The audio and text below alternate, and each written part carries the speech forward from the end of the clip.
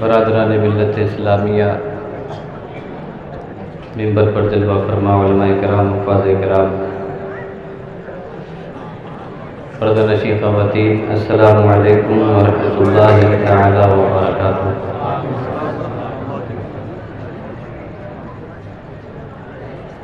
نحمده ونصلي ونسلم على رسوله الكريم،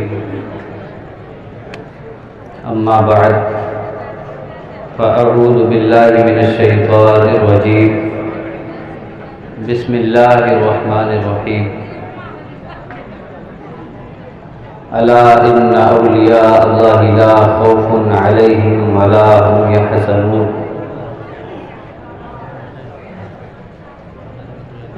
الذين آمنوا وكانوا يتقون۔ آمنت بالله صدق الله العظيم وبلغنا رسوله النبي الأمين الكريم الرؤوف الرحيم، ونحن على ذلك لمن الشاهدين والشاكرين والحمد لله رب العالمين۔ یا خدا بہر جناب مصطفیٰ امداد کن، یا رسول اللہ از بہر خدا امداد کن، یا شہید کربلا، یا دافع کرب بلا، گل رخا شہزاد گل منقبا امداد کن۔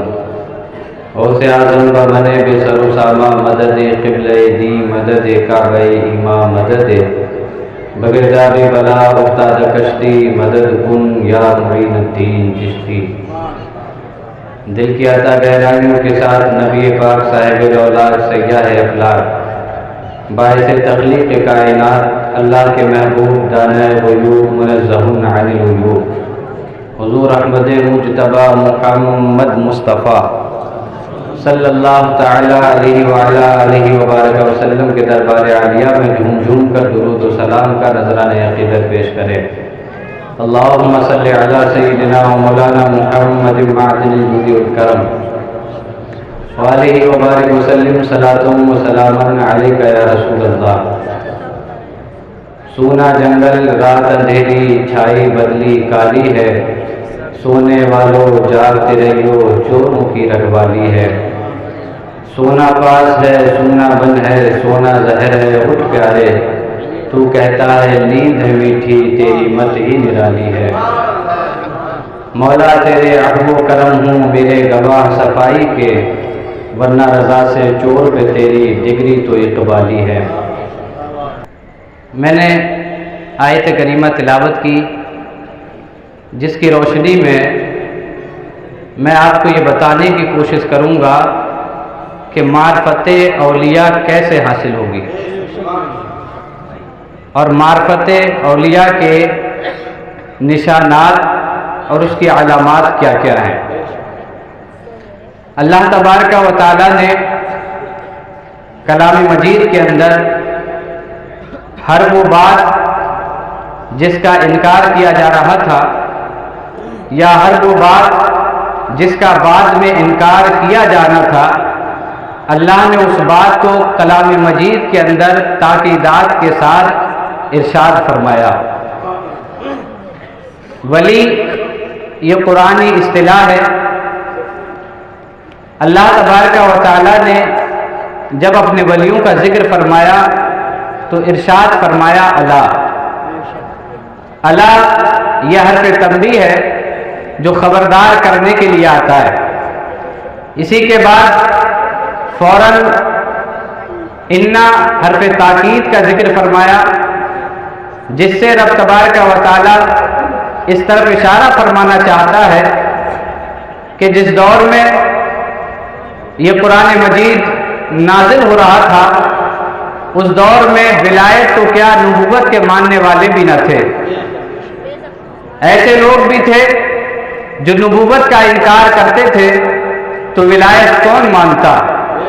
اس وقت جب اللہ تبارک و تعالی نے اپنے ولیوں کا تذکرہ کرنا چاہا تو ارشاد فرمایا الا، خبردار، ہوشیار، انا، بے شک، اولیاء اللہ، اللہ کے ولی، لا خوف علیہم ولا هم یحزنون، ان پہ نہ کوئی خوف طاری ہوتا ہے اور نہ ہی یہ رنجیدہ ہوتے ہیں۔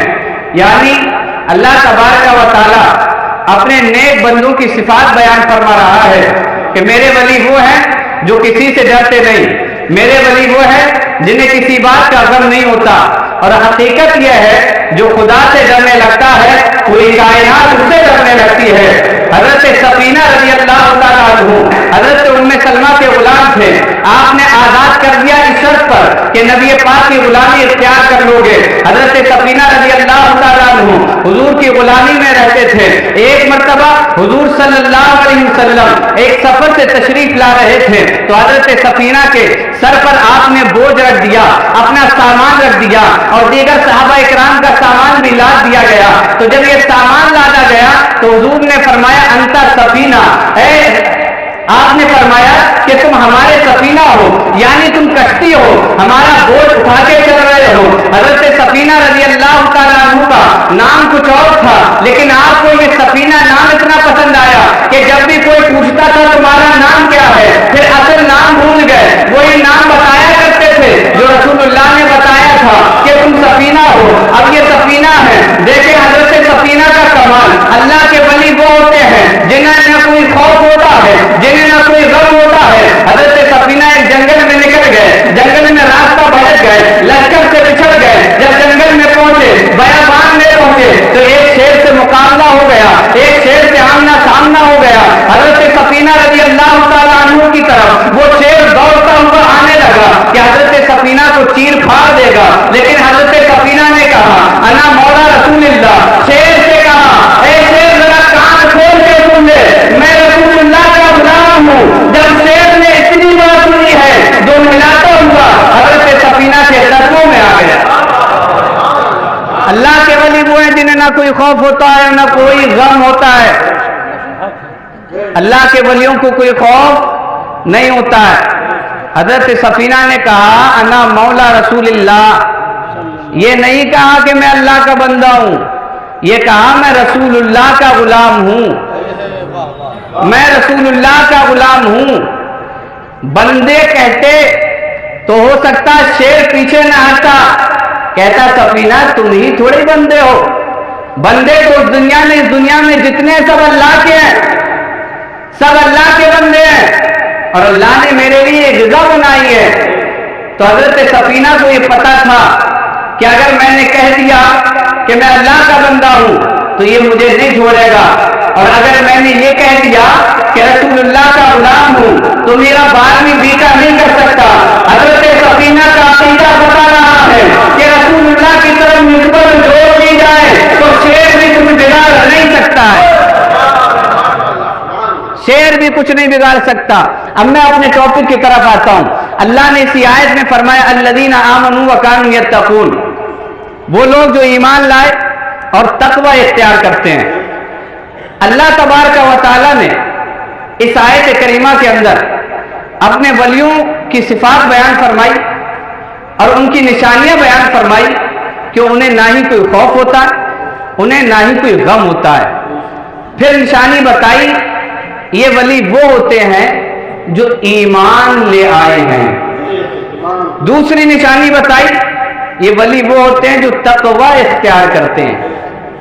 ولیوں کی دو صفتیں, ایک کہ ایمان والا ہوگا, دوسری متقی ہوگا. معلوم ہوا غیر ایمان والا ولی نہیں ہو سکتا. معلوم ہوا غیر تقوی والا ولی نہیں ہو سکتا. ولی ہونے کے لیے پہلی شرط کہ ایمان والا ہو. اگر ایمان والا ہے, اس کے ساتھ وہ متقی ہے, تب وہ ولی ہو سکتا ہے. لیکن ہم نے دیکھا کہ غیر ایمان والے بھی ایسے کام کر جاتے ہیں جو عقل میں نہیں آتے ہیں. غیر ایمان والے بھی ایسے خلاف عادات کام کرتے ہیں جو ہماری عقل میں نہیں آتے. جیسے جادوگر جادو دکھا کے عقل کے خلاف کام کر کے دکھاتا ہے, تو یہ کام ہماری سمجھ میں نہیں آتے.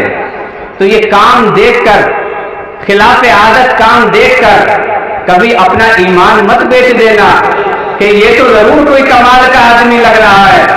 یاد رکھنا, اگر اس نے آپ کی عقل میں نہ آنے والی بات کر دی ہے تو سب سے پہلے اس کا ایمان دیکھنا, اور اگر اس کے اندر ایمان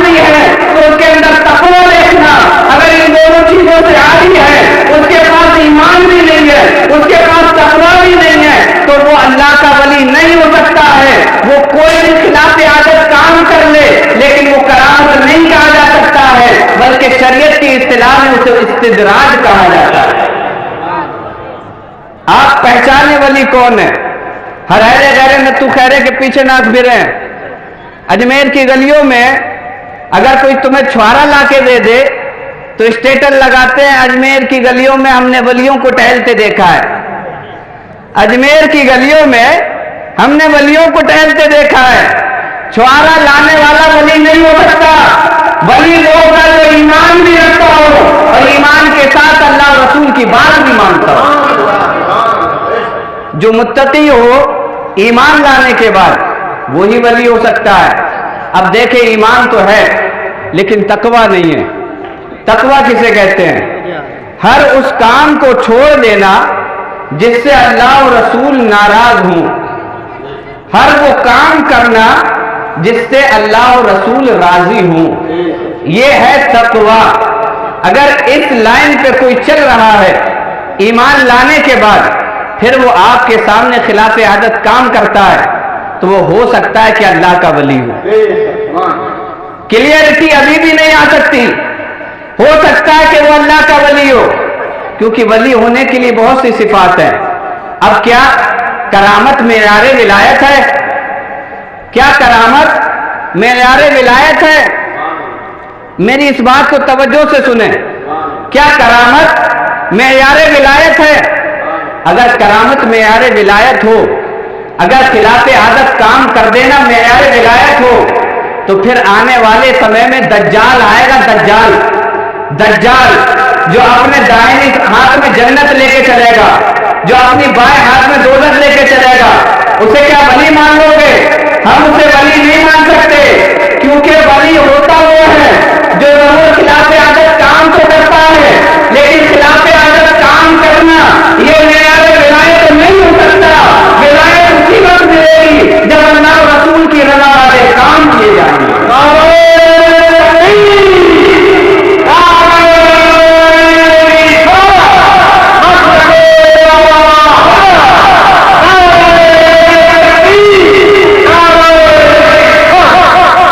करामत मेयारे विलायत नहीं।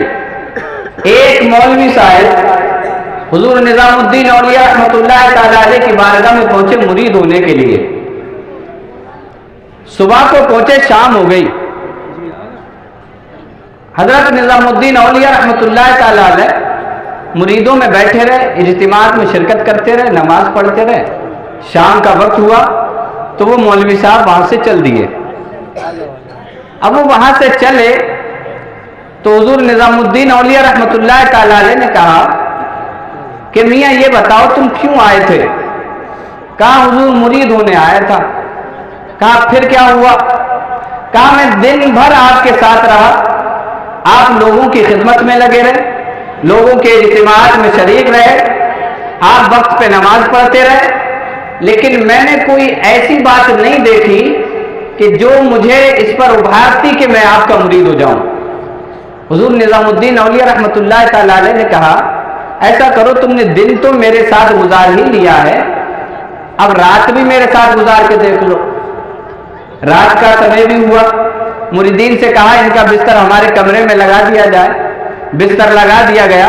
हुजूर निजामुद्दीन औलिया रहमतुल्लाह तआला अलैह सो गए और वो शख्स रात में नफल पढ़ता रहा। आप उठे तहज्जुद के वक्त, तहज्जुद की नमाज पढ़ी, कुछ नवाफिल पढ़े, तिलावत कुरान की और आप फिर महद नींद हो गए। वो शख्स देखता रहा और उसने देखने के बाद जब फजर का वक्त हुआ, आपने नमाज पढ़ी फजर की। पढ़ने के बाद आपने उससे कहा कि मियाँ बताओ कुछ देखा? कहा मैंने तो कुछ नहीं देखा और मैं आपसे मुरीद भी नहीं होऊंगा। हुजूर निजामुद्दीन औलिया रहमतुल्लाह तआला अलैह ने कहा कि ऐसा करो, अब तुम सो जाओ, थोड़ी देर सो लो, थक जाओगे, थकोगे, सफर करोगे, इसलिए थोड़ा सो लो। हुजूर निजामुद्दीन औलिया रहमतुल्लाह तआला अलैह ने उससे कहा सो जाओ। वो सो गया। अब ख्वाब देखता है कि उसके सर पे एक दिया जल रहा है, एक चराग है जो टिमटिमा रहा है और हुजूर निजामुद्दीन औलिया के सर पे एक नूर की लहर है, एक नूर की लाइन बनी हुई है जो जमीन से लेके आसमान से टकरा रही है, जमीन से लेके अच्छे मोहल्ला तक जा रही है। अब नींद से बेदार होता है और कहता हुजूर निजामुद्दीन औलिया से अर्ज करता है हुजूर मैंने आपको वही काम करते देखे जो कोई नेक आदमी करता है, मैंने वही नमाजें पढ़ते देखी जो एक आदमी पढ़ता है,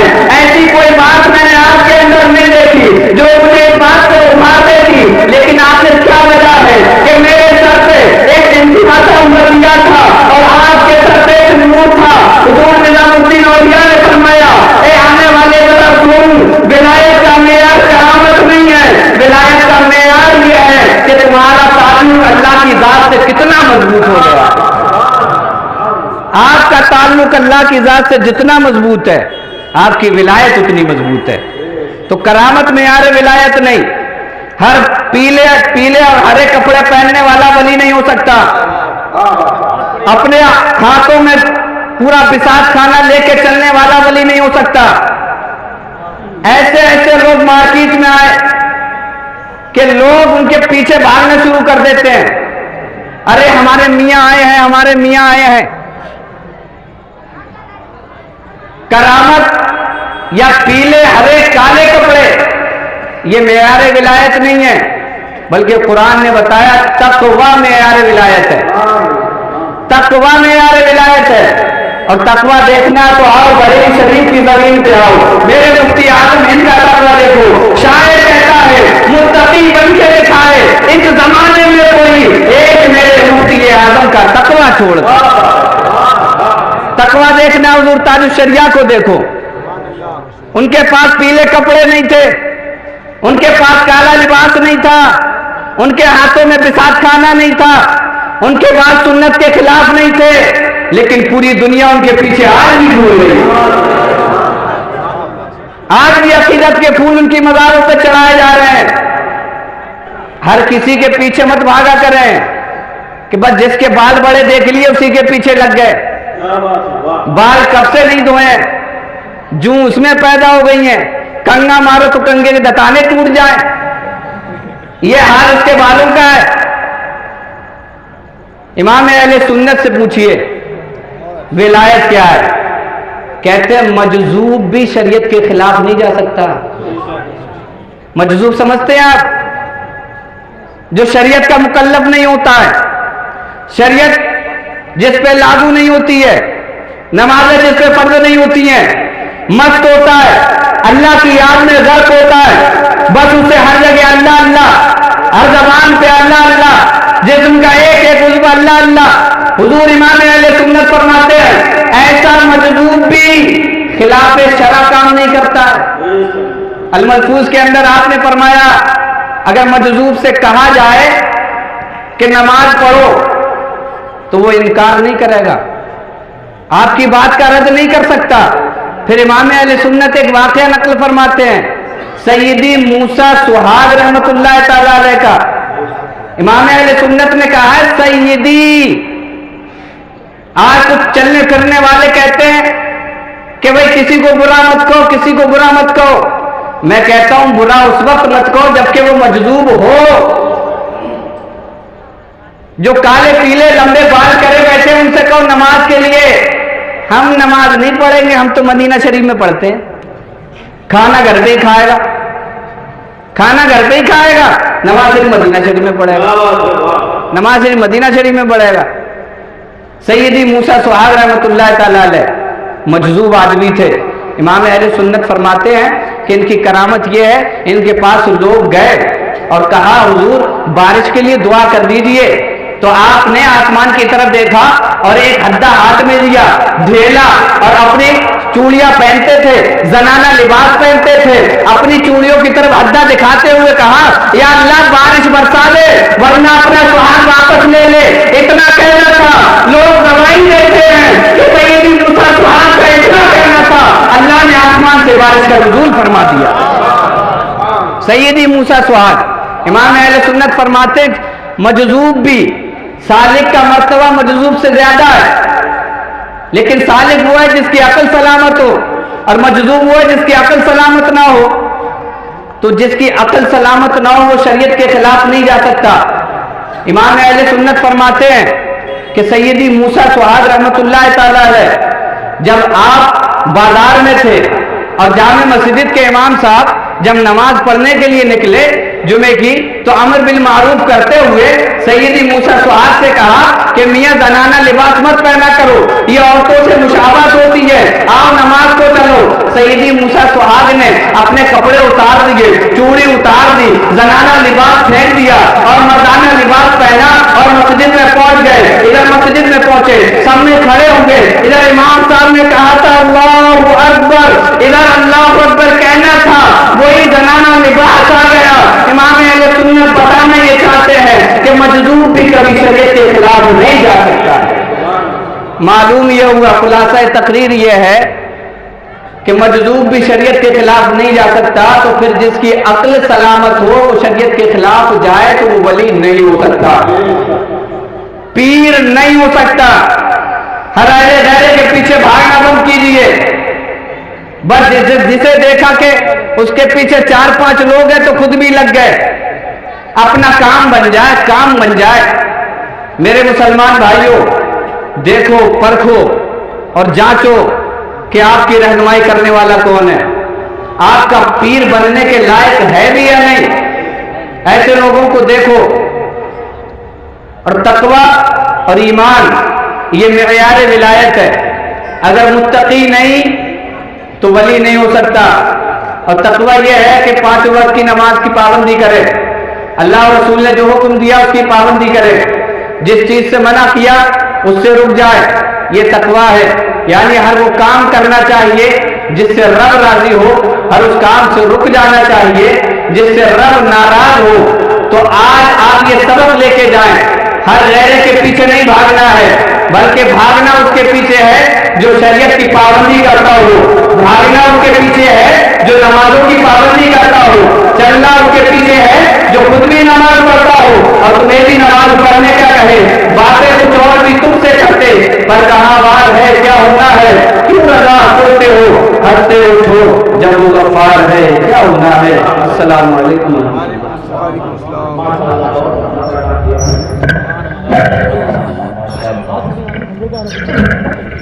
بہت جلد خطیب الہند حضرت علامہ مفتی حماد